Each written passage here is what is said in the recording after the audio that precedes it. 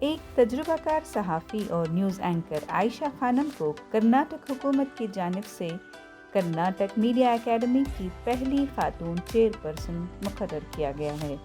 اپنی لاجواب رپورٹنگ اور اعلیٰ سطح کے سیاسی پروگرامز کی اینکرنگ کے لیے جانی مانی عائشہ خانم نے 11 سال کی سروس کے بعد 30 جون 2024 کو دوردرشن نیوز میں چیف کرسپونڈنٹ ساؤتھ کے عہدے سے استعفیٰ دے دیا تھا۔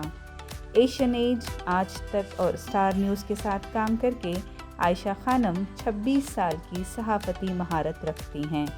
ان کی کوریج میں سری لنکا کا تنازع اور 11 ہندوستانی ریاستوں میں انتخابات اور 5 عام انتخابات شامل ہیں۔ ماس کمیونیکیشن میں پوسٹ گریجویشن اور ڈسٹنکشن سے BSc گریجویٹ عائشہ خانم نے دوردرشن نیوز میں کئی اہم سٹوریز کیں، جس سے وہ بے حد مقبول، معزز اور قابل اعتماد صحافی بن گئیں۔ انہوں نے انٹرنیشنل اسائنمنٹس میں وزیر اعظم نریندر مودی اور سابق وزیر اعظم منموہن سنگھ کے ساتھ بھی کام کیا ہے۔ پیشہ ورانہ مہارت اور لگن سے وہ سب کے لیے قابل احترام ہیں۔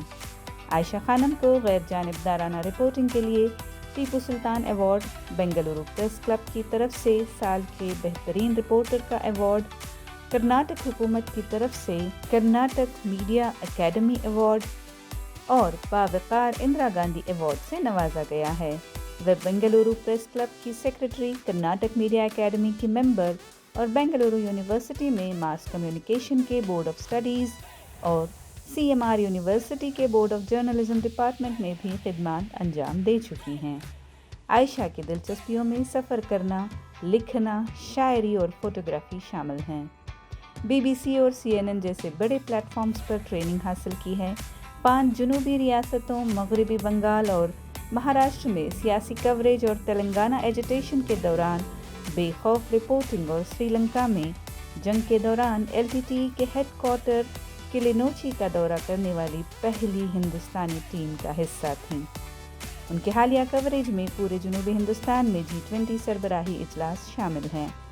کرناٹک میڈیا اکیڈمی کی چیئرپرسن کے طور پر یہ نئی تقرری عائشہ خانم کے شاندار کریئر میں ایک اور سنگ میل ہے، جو صحافت کے میدان میں عمدہ قیادت کی دلیل ہیں۔